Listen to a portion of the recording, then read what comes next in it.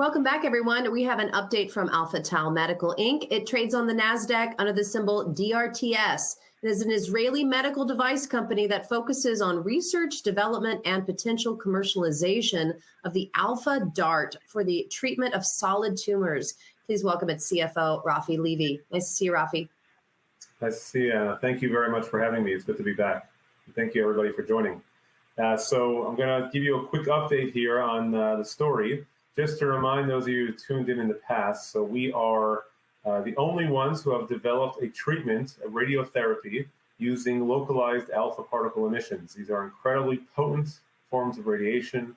We use much, much smaller doses than what's normally used in radiation oncology.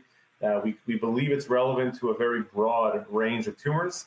We've tried this now preclinically in around 20 different tumor types, never seen a tumor type that doesn't respond. And again, continue to deliver these treatments, these injections, into multiple tumor types.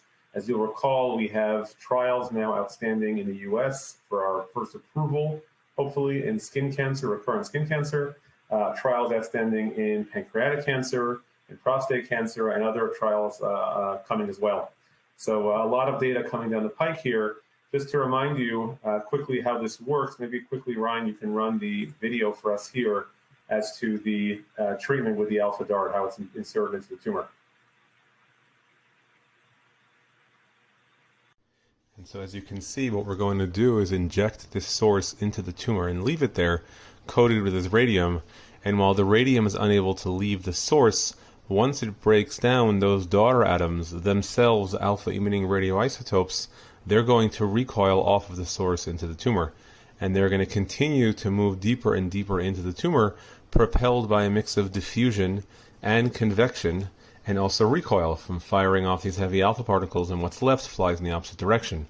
And so we're not getting the alpha particles to move any farther, we're actually releasing them deeper and deeper into the tumor.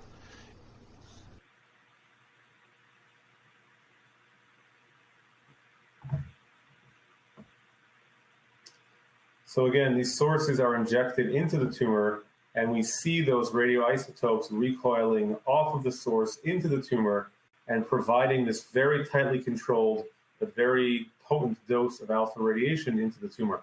So I wanted to talk about just two updates, two primary updates since we last spoke. One thing is to talk about our long-term data. This is data we released a couple of weeks ago and are looking to submit in the near term to a scientific journal. And this was basically a pooled analysis from 4 different trials that we've run across the world, looking at various tumors of the skin or the head and neck. And the question we were trying to answer here, which we get asked all the time, is we understand the product works fantastically in destroying tumors when it's first being used for treatment. How do we know that this helps patients achieve a better outcome in the long term? How can we see that, in fact, these responses are durable, that patients are getting a treatment which lasts in the long term and doesn't generate long-term side effects? And so since we've been doing this now for a couple of years, we have the ability to follow up with these patients and see how they've been doing. And in fact, we were able to track down patients, 71 patients who had 81 tumors that were treated. We tracked them down post-treatment anywhere from 2 months to over 4 years post-treatment. And we saw a couple of interesting things. So first of all, across these 4 trials, we see an 89% complete response rate, meaning nearly 90% of the tumors that we treated disappeared upon that treatment. And just as importantly, we see that 2 years later, we have a 77% local recurrence-free survival, meaning statistically, when you work through the math, on average, 77% of the people will stay cancer-free in that area 2 years out. Safety also continues to be very strong, again, no less important for a treatment like ours. First of all, again, we've seen only grade 2 toxicities, meaning moderate or mild. We've never seen any patients with grade 3 or higher serious or life-threatening toxicities during this treatment. And also, we don't see late onset toxicity. Now, this is an issue that one finds often in radiotherapy, where there's side effects that show up later on. And again, we didn't see any even moderate side effects that came up later on. So again, we're seeing the local responses in the short term translating into durable long-term responses. I also wanted to spend just 2 minutes talking about our program in glioblastoma, which is obviously a terrible disease of the brain. 2 things I wanted to highlight that we didn't talk about in the past. The first one was the strong data that we've seen in combination with Avastin. Avastin, or bevacizumab, is one of the leading standards of care for treating GBM tumors in the brain. It is an anti-angiogenic. It slows down the growth of blood vessels. What you can see here on the graph is a strong synergy between the two treatments, where the black line is tracking the growth of tumors with no treatment.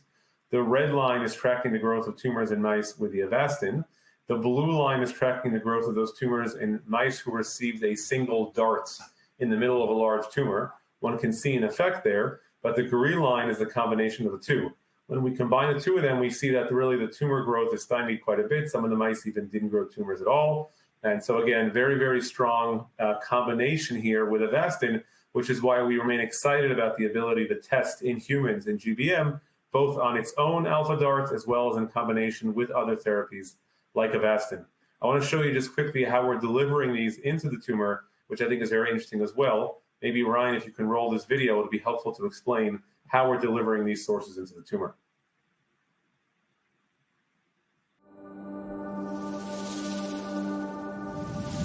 Revolutionary alpha emitters radiotherapy. The alpha radial applicator. Current treatments of brain tumors still provide results with a poor prognosis. Alpha Tau has developed the alpha radial applicator, which is designed to distribute the alpha DART sources in a precise spacing while potentially minimizing the damage to the brain. How it is used. A stereotactic navigation biopsy needle is inserted into the brain until it reaches the desired depth and location. The alpha radial applicator is affixed to the biopsy needle hub. The physician opens the needle's window and pushes the flexible applicator tube into the tumor. Once the tube is in place, the physician pushes the stylet forward and retracts the tube. Once the source is deployed, the needle is rotated to the next position. This way, a layer of alpha DART sources is evenly distributed around the needle without the need to reinsert the needle repeatedly. After the first layer of sources has been inserted, the biopsy needle and the applicator are drawn upwards to deploy the next layer of sources, as may be necessary per the relevant treatment plan. At the end of the procedure, the biopsy needle and the applicator are removed, while the alpha DART sources are designed to remain in the tumor and release alpha emitters into the tumor. The alpha emitters diffuse into the tumor and emit alpha radiation, which is known to cause double-strand DNA breaks and tumor destruction.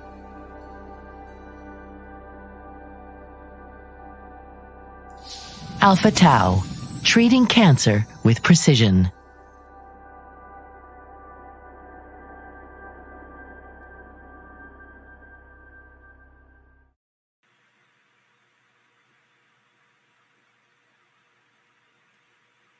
So I think two very interesting things coming out of there. First part is, again, we are always integrating into the existing workflow of the clinicians. These are the same biopsy needles they already know how to use for biopsying the brain. We're inserting our applicator into that needle. And secondly, we've developed it specifically for the brain for maximum impact with minimum invasiveness. One injection to the brain, rotate, release some sources, pull out, do it again, pull out, do it again, deliver the maximum impact without repeatedly inserting needles into the brain. Just to remind you, a very strong financial position, about $94.5 million in cash on our last quarter, multiple years of runway ahead of us, so feeling very good about the balance sheet, and a number of milestones coming up now, including the interim readout on safety and feasibility from pancreatic cancer in Canada coming out in the next quarter. We've already started treating pancreatic cancer in Israel, looking to start liver cancer and lung cancer soon as well as submitting in Japan for approval, and looking for some more data and milestones coming out next year. I know we're almost out of time. Anna, do we have time for a question from the audience, if there is any? Yeah, great presentation, Raphi. Can you talk a little bit about the company's work in the pancreatic cancer area and when we might get some data from these programs? Sure. So we've got two of them running in parallel, as I mentioned. We've just started treating patients in Israel a few weeks ago, but we have a trial that's been running now for about half a year in Montreal. That one is a 37-patient trial. The first 5 patients are 1 per month to look for safety, and we'll have that interim readout on the safety and feasibility side next quarter, looking for the full readout from that trial coming in 2024 around the middle of the year. So a lot of exciting milestones in that program as well. So what is the next readout in 23, and what should we be excited about in 2024? So that interim pancreas one in 2023 is going to be the next milestone for this year. Next year, I look primarily for that full data set from the pancreas trial, as well as data from our U.S. pivotal study hopefully to get us that approval in recurrent skin cancer in the U.S. And so once you get results from your pivotal skin cancer trial in the U.S. later this year, correct? What's the plan moving forward, and when will we see it in the market? Right, so we hope to get that data next year and submit it for approval. Because we have breakthrough designation from the FDA, we get relatively quick turnaround, hopefully. And so we looked for an approval around 2025 to be able to launch it. And Joyce wants to know, do we know if it's effective on the small number of recurring tumors that were treated with your technology? So it's an interesting question. We haven't seen that many recurrences. We do have a trial open to retreat patients who've already had the alpha DART in the past, but it's been very hard to get those patients because there haven't been that many recurrences. There isn't a big population. But we do believe that the treatment can be used multiple times. That's actually an important point here, the clinical flexibility. Because we're treating with about 2 to 3% of what a patient can tolerate, there is that ability in the clinic and the commercial use to be able to retreat if necessary. But of course, we do hope to be as effective as possible in the first treatment. And Raphi, do you have any closing remarks for our audience today? No, again, thank you very much for the time. A lot of exciting stuff going on. Tune in next month for some more updates, but we stay busy and we hope to have some continued good updates for you next time as well. Perfect. Thank you so much for joining us. Thank you, Anna. Okay.